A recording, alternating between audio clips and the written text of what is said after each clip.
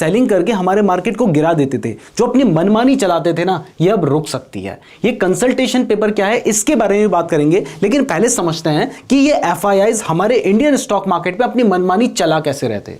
तो इसके लिए हम देखते हैं फॉरेन इंस्टीट्यूशनल इन्वेस्टर यानी एफआईआईज और डोमेस्टिक इंस्टीट्यूशनल इन्वेस्टर्स यानी डीआईआईज के डेटा को। फॉरेन इंस्टीट्यूशनल इन्वेस्टर्स वो होते हैं जो कि इंडिया के अलावा किसी दूसरी कंट्री में रहते हैं और वहां से इंडिया में इन्वेस्टमेंट कर रहे हैं, और डोमेस्टिक इंस्टीट्यूशनल इन्वेस्टर्स वो होते हैं जो इंडिया में रहकर इंडिया में इन्वेस्टमेंट कर रहे हैं। इसमें मेनली म्यूचुअल फंड्स आते हैं इंडिया के।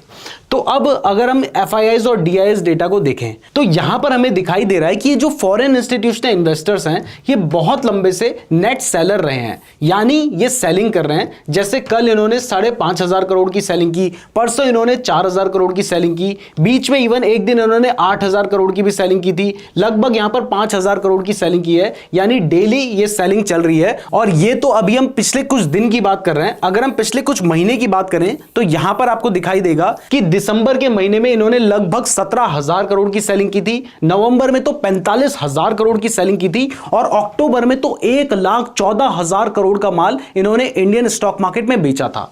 तो जब इतनी ज्यादा सेलिंग इंडियन स्टॉक मार्केट में होगी तो इससे क्या होगा, मार्केट में सप्लाई बढ़ेगी, और जब मार्केट में सप्लाई बढ़ेगी तो मार्केट ने गिरना ही है। और यही एक बहुत बड़ी वजह है जिसकी वजह से पिछले 3 महीने में हमारा जो मार्केट है वो लगातार गिरा है। तो अब ये जो फॉरेन इंस्टीट्यूशनल इन्वेस्टर सेलिंग कर रहे हैं, इस मनमानी को रोकने का सबसे बड़ा तरीका क्या हो सकता है?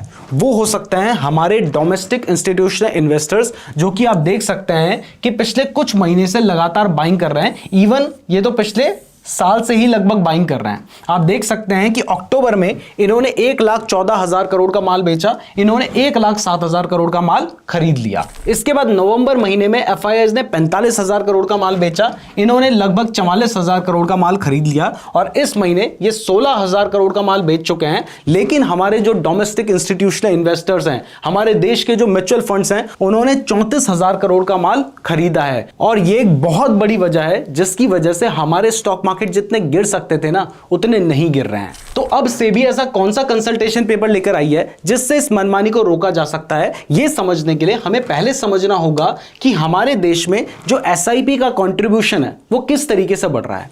यह समझना इसलिए जरूरी है क्योंकि देखिए, ये जो डोमेस्टिक इंस्टीट्यूशनल इन्वेस्टर्स हैं ये स्ट्रांग कब होंगे? ये स्ट्रांग तब होंगे जब हमारे देश के ज्यादा से ज्यादा लोग म्यूचुअल फंड में इन्वेस्ट करेंगे, क्योंकि ये जो डोमेस्टिक इंस्टीट्यूशनल इन्वेस्टर्स हैं इसमें ज्यादातर म्यूचुअल फंड्स ही आते हैं। तो अगर आप अपना पैसा किसी म्यूचुअल फंड में इन्वेस्ट करते हैं, चाहे आप लमसम इन्वेस्टमेंट करें या फिर एसआईपी के थ्रू इन्वेस्ट करें, तो ये पैसा इन म्यूचुअल फंड कंपनीज के पास जाता है, और ये जो म्यूचुअल फंड कंपनीज हैं ये उस पैसे को आगे हमारे स्टॉक मार्केट में लगाती हैं। और ये जो बाइंग आपको दिखाई दे रही है ये वही डोमेस्टिक इंस्टीट्यूशनल इन्वेस्टर्स हैं जिनको हमने एसआईपी करके पैसा दिया है या फिर लमसम करके पैसा दिया है, और ये पैसा ये आगे स्टॉक मार्केट में लगा रहे हैं। तो अगर हमारे देश के जो डोमेस्टिक इंस्टीट्यूशनल इन्वेस्टर्स हैं वो इतने स्ट्रांग होते हैं कि इन फॉरेन इंस्टीट्यूशनल इन्वेस्टर्स को हरा सकें, तब चाहे वो मार्केट गिराने की कोशिश करें लेकिन वो मार्केट नहीं गिरा पाएंगे। बट सेबी ऐसा भी का कंसल्टेशन पेपर लेकर आ गई जिससे ये पॉसिबल हो सकता है। इसको समझने के लिए हमें समझना होगा कि देश में जो एसआईपी का ग्राफ है वो किस तरीके से बढ़ा है।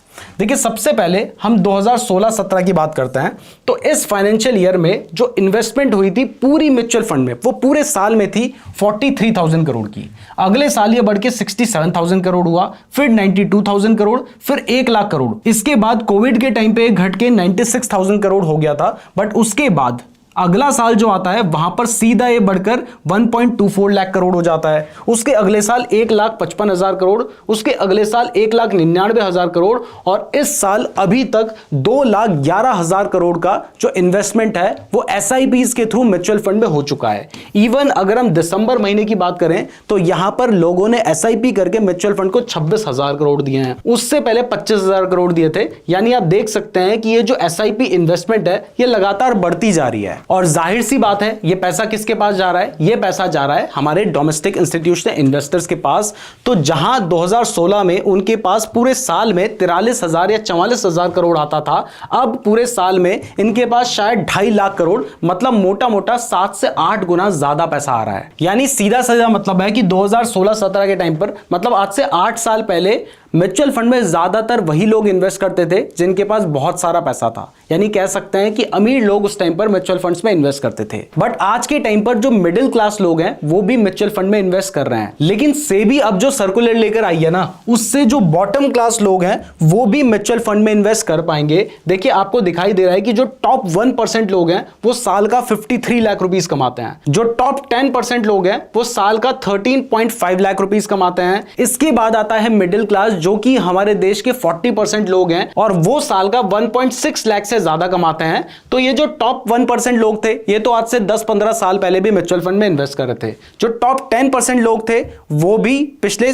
5-7 साल से म्यूचुअल फंड में इन्वेस्ट करना शुरू कर चुके हैं। और अब ये जो 40% लोग हैं इसमें से भी बहुत सारे लोग आज के टाइम पर म्यूचुअल फंड में इन्वेस्ट कर रहे हैं, एसआईपी कर रहे हैं। तो अब सेबी चाहती है कि ये जो बॉटम 50% के लोग हैं ना, ये भी म्यूचुअल फंड में इन्वेस्ट करें, क्योंकि ये जो बॉटम 50% लोग हैं इनके पास भी 15% टोटल पैसा है। भले ही ये साल के लगभग 71 से 72 हजार रुपए ही कमाते हैं, लेकिन ये भी चाहें तो थोड़ा बहुत पैसा एसआईपी करके म्यूचुअल फंड में इन्वेस्ट कर सकते हैं। तो क्योंकि देश की लगभग 50% जो पॉपुलेशन है वो इस क्लास के अंडर आती है, तो अगर ये भी थोड़ा बहुत पैसा एसआईपी करके म्यूचुअल फंड में डालने लगेंगे तो इससे जो डोमेस्टिक इंस्टीट्यूशन होंगे, म्यूचुअल फंड होंगे, उनके पास बहुत ज्यादा पैसा आएगा और वो जो पैसा होगा वो अल्टीमेटली हमारे स्टॉक मार्केट में आएगा। और जब हमारे जो डोमेस्टिक इंस्टीट्यूशन इन्वेस्टर्स हैं वो फॉरेन इंस्टीट्यूशनल इन्वेस्टर्स से ज्यादा बाइंग करने लगेंगे, तो इस केस में जो एफआईआईज की पावर होगी वो कम होगी।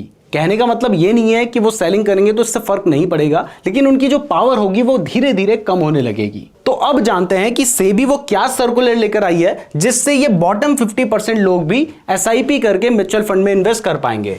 तो ये जो सर्कुलर है, इस सर्कुलर के अकॉर्डिंग सेबी ऐसे म्यूचुअल फंड्स को प्रपोज कर रही है जिससे 250 रुपए महीने की भी एसआईपी की जा सकती है।